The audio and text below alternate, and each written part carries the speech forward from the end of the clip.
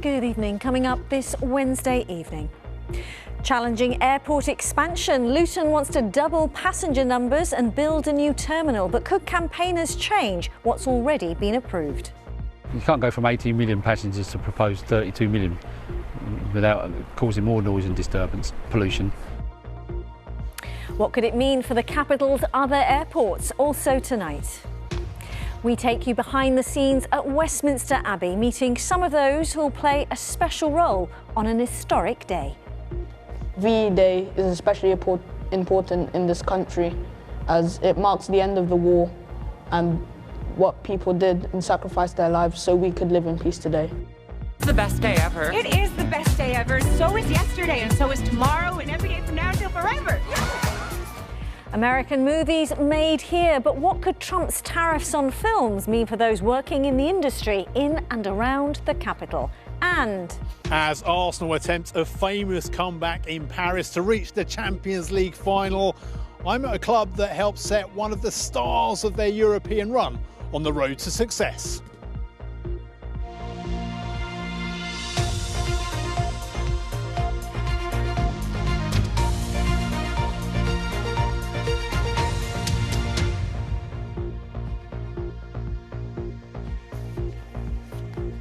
a very warm welcome to the programme. Lovely to have you with us. Now, we know that airport expansion in London and the South East is controversial.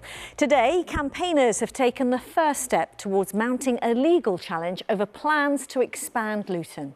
The airport wants to almost double passenger numbers within the next 20 years by building a new terminal and taxiways. In a moment, we'll look at the wider picture and implications for Gatwick and Heathrow. First, this report from Helen Mulroy. This is the noise you're dealing with every day. This is half the noise we're dealing with, because normally they're taking off every day, every couple of minutes sometimes at worst. Many of the residents of Cuttenhoe Road in Luton were less than pleased when London Luton Airport's plans for expansion were approved by the government last month. Every aspect of my life, my daily life, is affected by the planes. So if the expansion goes ahead... It's going to be worse, isn't it? You can't go from 18 million passengers to proposed 32 million without causing more noise and disturbance. With the extra expansion and what they're doing, very big concerns over the noise aspect and the extra pollution, the parking of the cars. And as you can see, you know, trying to sit in the back garden, you get that noise coming over on a regular basis. On the busy time when they're going in and out, you get a plane every minute and a half. They're now welcoming a legal challenge against the Transport Secretary Heidi Alexander's decision to allow the airport to almost double its annual passenger numbers by 2043 and build a new terminal. The approval came despite the fact the Planning Inspectorate recommended the proposal be rejected due to environmental concerns, and that's why the campaign group Ladecan are now challenging the decision. Well, this expansion was examined in great detail by 5 national planning inspectors, and they recommended that it should be refused on a number of grounds: the climate change impacts, the environmental impacts including noise, and the significant impact on local road and rail services. However, Heidi Alexander overturned that and has actually given permission for the expansion to go ahead. Luton Rising, the company which owns Luton Airport, which itself is owned by Luton Borough Council, said the expansion could bring significant economic, employment and social benefits. In response to the legal action, they told us they were considering the grounds of the challenge and determining their response. A Department for Transport spokesperson said it was unable to comment due to the ongoing legal proceedings. So for the time being, the airport's expansion plans remain up in the air. Ladecan say they expect a response from the Secretary of State in the coming days. In Luton, Helen Mulroy, BBC London. Well, our transport correspondent Tom Edwards joins me now. Tom, getting into the detail, why do campaigners think that the decision was unlawful? Well, as Helen said there, a month ago the Transport Secretary gave expansion at Luton the go-ahead, even though the government's own inspectors had said it shouldn't go ahead on environmental grounds. That was very, very unusual. Now campaigners say the decision was unlawful because of its impact on climate change. They said, for one example, it excluded the emissions from inbound flights. Also, they thought the modelling was over-optimistic when it came to new tech around green aviation fuel and things like that. What it basically comes down to is this absolutely crucial question: can you build a new airport and stay within the legally binding emission climate change targets? OK, so taking that on and looking at the wider picture, could this have implications for other airports like Gatwick or Heathrow? Yeah, 100%. Luton is a bit further down the track when it comes to its expansion plans when you compare them to Gatwick and to Heathrow. But it's these kind of arguments that those airports are also going to face in the courts. The government has indicated it does want expansion of aviation in the southeast, and it can do it within climate targets. But it will face legal challenges like this. And if this legal challenge is successful, you think it could seriously hinder other expansion ambitions. OK, for now, Tom, thanks ever so much. That's our transport correspondent, Tom Edwards. You're watching BBC London. Plenty more to come tonight, including... Join me at the South Bank, where a very special table has been laid out for 80 people whose faces are all on their plate.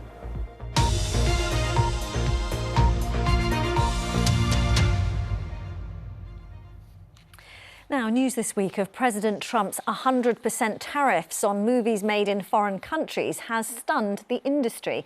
Dozens of Hollywood blockbusters in recent years have actually seen the majority of their filming in and around the capital. Alice Bandukravi has been hearing from people working in the film world here. Can I come to your house tonight? Sure. I don't have anything big planned, just a giant blowout party with all the Barbies and planned choreography and a bespoke song. You should stop by. So cool. Barbie, just one of the many, many blockbusters to be made right here. This one in Leavesden, Hertfordshire, where there are 10 leading film studios.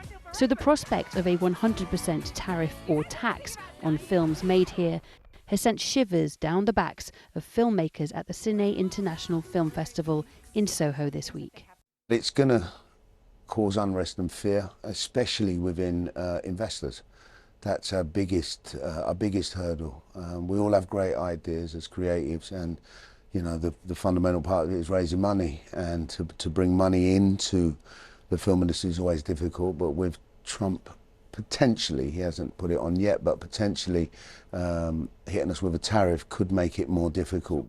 President Trump was short on detail when he announced the tariff, so it's hard to know exactly how it would work. It's a big industry, but it's an industry now that's it's abandoned the USA, where it started. And a response today from the Lib Dems in the Commons. So will the Prime Minister work with our allies in Europe and in the Commonwealth and make clear to President Trump that if he picks a fight with James Bond, Bridget Jones and Paddington Bear, he will lose? But those employed in the film industry here could lose out, according to a leading light in film finance. The UK is seen as a brilliant place to film for a lot of different reasons. We have extreme talent here in every area of filmmaking, and then to deny those people the opportunity to work is soul destroying. What Trump wants to do is to make America big again, and he wants to put Made in the USA on all of his products. Right, that's fine, he can do that, but what he doesn't know about is the film industry. He does not actually know how our film industry works. And this is how it works. This is Mission Impossible: The Final Reckoning, an all-American action blockbuster made in the UK. So perhaps we need to hold our nerve. We have a plethora of studios now up and down the UK. It's those sorts of things that the rest of the world are going to be looking at. And if America removes themselves from that discussion, they're looking here. And I do think there is an opportunity for London and for the UK to take from this potential situation. Alice Bandukravi, BBC London.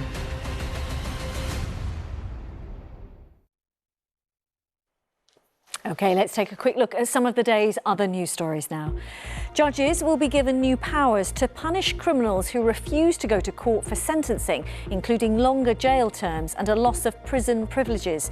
The families of Zara Alina and Sabina Nessa, who were murdered in London, have given a cautious welcome to the plans. Climbing on the statue of Winston Churchill in Parliament Square will soon be against the law.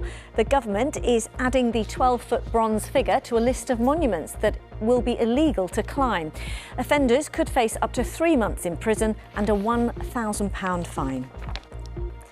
And Surrey's first Gurdwara has officially opened in Camberley. £1.5 million was raised to transform a former military base into a place of Sikh worship.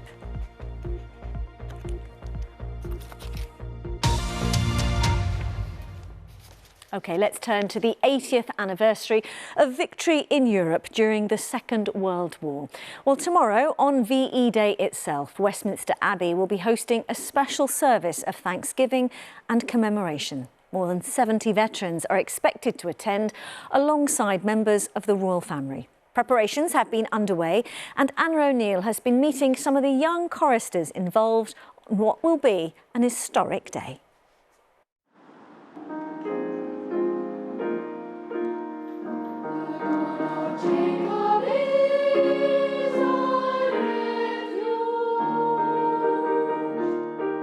The choristers of Westminster Abbey Choir School are used to the pomp and ceremony of Abbey life. They sing for 8 choral services a week during term time, and many of them have sung for the most important ceremonial events in the country. I've sung for the Commonwealth and the Royal Carol service, and Princess Catherine was at the Royal Carols and the King was at the Commonwealth, and it was really good and I enjoyed it. I'm so excited when I see so many people coming to celebrate an occasion in this church. I think VE Day is especially important in this country as it marks the end of the war and what people did and sacrificed their lives so we could live in peace today. It's such a big opportunity that you're so grateful for and you'll never get it again. So you feel excited and then you will just remember it for all your years later. The Master of Choristers joined 2 years ago, just in time for the King's coronation, and he knows how important it is at times like this to keep calm and carry on under pressure. My job is to make them feel it's easy. If I prepare them well, then they don't have to get nervous. If I don't tell them that this music is difficult, they won't think it's difficult. And that's a wonderful thing for them to be able to just take these great occasions in their stride. You know, we have quite a lot of television services with the most senior royals here, and that's just another day for us. With thousands of visitors per day, the normal life of the Abbey goes on while the VE Day preparations take place. Just over 1,000 people will be here celebrating VE Day in Westminster Abbey tomorrow. But in 1945, there were lots of different services throughout the day between 9 a.m. and 10, and 25,000 people came in to celebrate here. So where are we now, Matthew? So this is the library of Westminster Abbey, a 16th century library in what was the monks' dormitory. So a medieval space converted into a library in the late 16th century. Gosh. Wow. Among the hundreds of books in the Abbey Library, this is the order of service for the 8th of May 1945. The war had ended. There must have been this sense of jubilation, of relief, of happiness, and a kind of real need to go somewhere and express that. And this would have been the place. Yeah, it certainly seems to have been. They were queuing around the block to get in. And every service, 14 through the day, were full. Yeah, like you take a shot and it bumps and then it just goes the other way. Oh, yeah. If the choristers are nervous about tomorrow, you'd never know it. What would you say to anybody looking at you boys and thinking, could I do that? I would just say go for it. If you really want to do it, you can come and audition and have a go with Mr. Nettiner. You don't have to have any prior musical knowledge. Before I came here, I didn't know a thing about music. Couldn't tell the difference between a C sharp and an A, and now I'm singing in one of the best churches in the world. And the football's really great as well.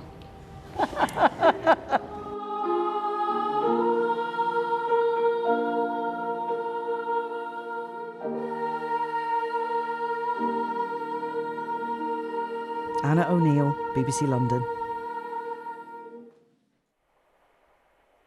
A beautiful look behind the scenes at Westminster Abbey. Well, all this week, VE Day events have been taking place across the capital. Assad is on the South Bank for us this evening, where there's a special table that's been laid. Yeah, this table is laid out like so many were up and down the country for the VE Day celebrations 80 years ago tomorrow to celebrate the end of the war in Europe. But 8 years ago tonight, almost to the hour, at 7:45, there was the announcement that the first VE Day would take place the next day. It was made at 7:45 by BBC Home Service. John Snagg was the man who made it. Take a listen to this historic, memorable announcement. We're interrupting programmes to make the following announcement. It is understood that in accordance with arrangements between the three great powers, an official announcement will be broadcast by the Prime Minister at 3 o'clock tomorrow, the 8th of May. Tomorrow, Tuesday, will be treated as Victory in Europe Day and will be regarded as a holiday. Yes, such a historic announcement, that one. Now let me tell you a bit more about this very special table we've got in front of me, because each plate has got a face on. Simon Pearce, you know all about this. You've helped to arrange all this. Now, looking at these plates, I know each one has a story. I'm looking at this one because it's got an old lady with a dog. That's right, it's Queenie with her owner, Mrs. Marshall, who was trapped in her house during the Blitz when her house in Paddington was hit, and Queenie helped to pull her out of the rubble. It's incredible. And every plate has a very different story. They're not just soldiers, they're normal people doing their bit. Like this one, this is a young lad. What's the story? Men and women up and down the country just doing their bit. And of course, there's a 15-year-old David Kirban, who was a scout, an evacuee from London who was in North Wales and helped to pull out a pilot from burning wreckage who had crashed in a field. So again, just these amazing, ordinary people just doing their bit.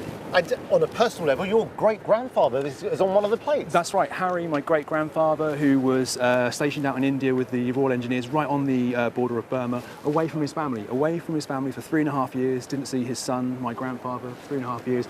There were people like him making sacrifices like that throughout the war, and I think it's really important that we remember these hidden heroes and the sacrifices they made. I think what I've noticed reading about these plates over here is that everyone's a hero in their own right. They're not just people on the front line. Absolutely, it's people on the home front, from fire wardens, air raid wardens, ambulance drivers, literally doing their bit and helping to achieve victory in Europe in May 1945. And victory was achieved. Simon Pearce, thanks very much. Well, there are events taking place all of tomorrow in Mitcham, in Brixton, all over. You can see them on ve80.com. But now back to you, Riz. Assad, thanks very much. It looks spectacular there. And tomorrow we will have a special programme to commemorate VE Day in the capital. I'll be live outside Buckingham Palace as we mark the 80th anniversary.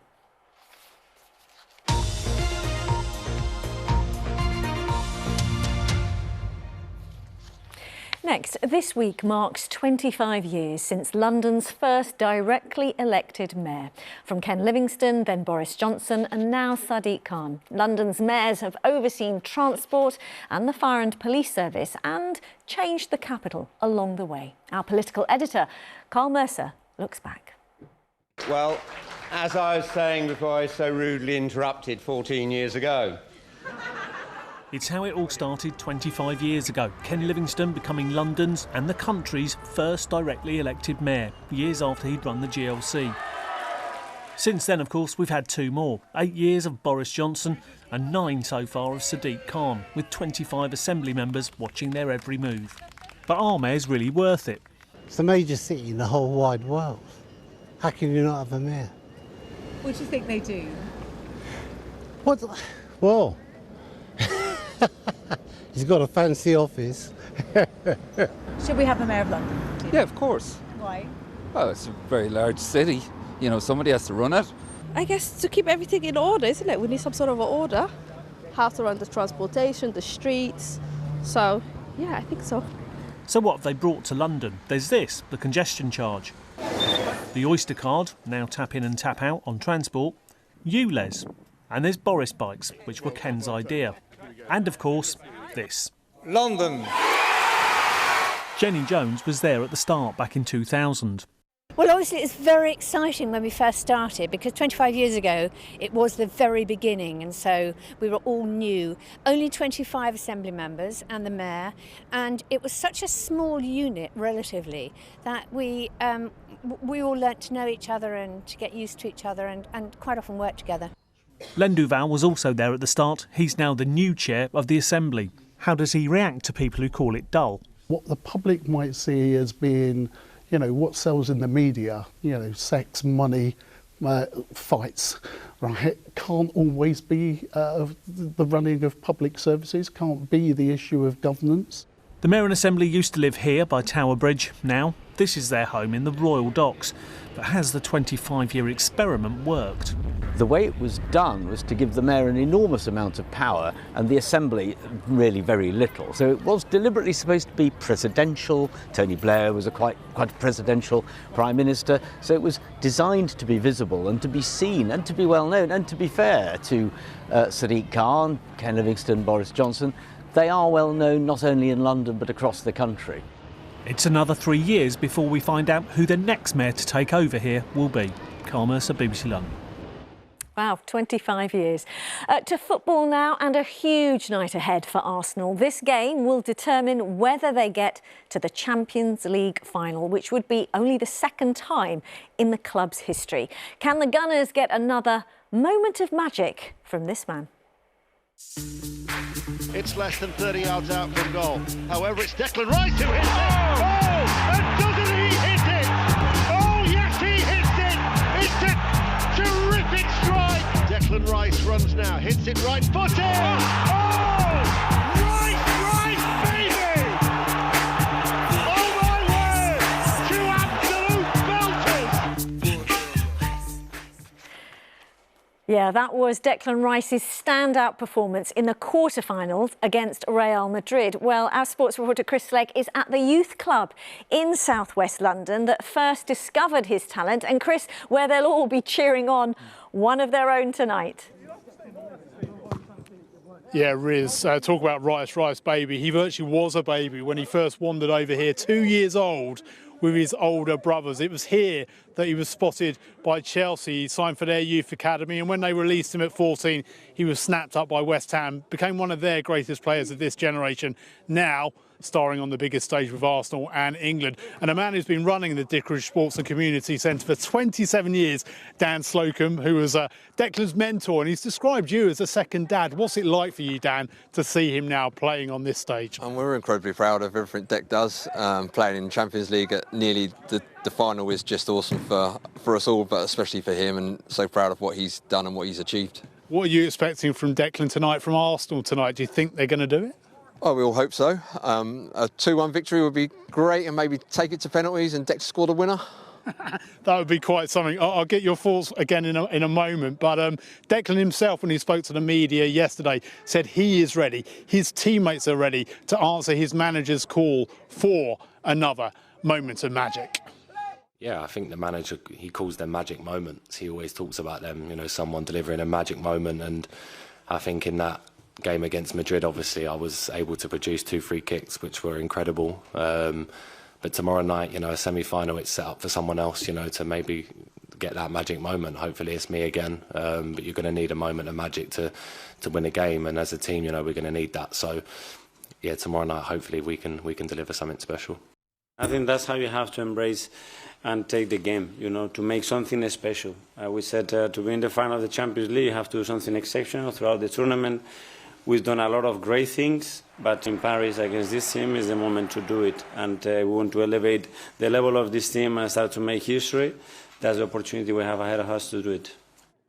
Huge night ahead for Mikel Arteta, Declan Rice and all the Arsenal players. Got a couple of the young players here now with me, Ara and Samir. Ara, have you been trying to recreate those free kicks since the quarter-final first leg? Yeah, the quarter-final, them 2 goals against Real Madrid, I have to say, the second free kick could have been the best Champions League goal I've ever seen in my life. Like, it was extraordinary. Ever since, I've been trying to recreate that goal. But of course, it's quite impossible, as it was a really good goal. What a goal, what a couple of goals. Samir, Declan was down here last summer. What was it like to meet him? It's incredible seeing these people you normally just see on TV in real life and seeing where he's come from, and knowing I'm in this type of community that can raise players that become this good. And it's a pleasure, to have met him, to see him go and score, a double in the Champions League against such a big club like Real Madrid. And yeah, it's amazing. And Dan, Declan's profile has helped transform this pitch, hasn't it?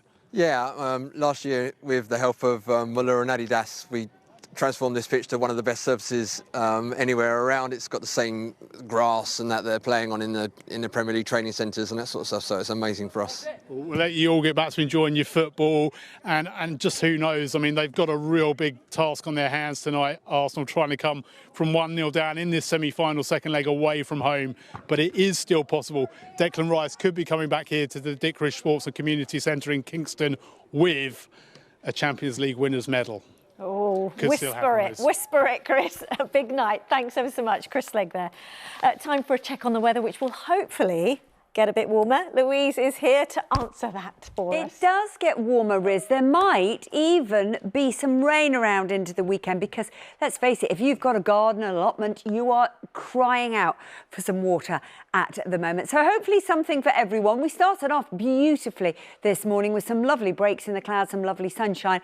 The cloud came and went a little throughout the day. Into the afternoon, we had some pretty cloudy skies in actual fact, and this is how we closed out the skyline of the city just a few hours ago. Now, we are likely to keep quite a lot of cloud coming and going for the next 24 hours. Certainly overnight tonight, we start off with cloud, and then if that breaks up through the early hours, then the temperatures may fall away. So we could start off on a chilly note tomorrow morning, certainly outside of London, temperatures around 4 or 5 degrees, but some breaks in the cloud. However, just like today, we will be chasing cloud amounts around, and a rather brisk northeasterly wind, particularly to the south of London. We could see some gusty winds, and with a little bit of exposure, it'll feel on the chilly side. Get some shelter in that sun, not too bad, at around 16 to 18 degrees. But it will get warmer Friday and into the start of the weekend, just as Riz alluded to, and it's because of the position of the high. It's drifting a little bit further east. The isobars open up,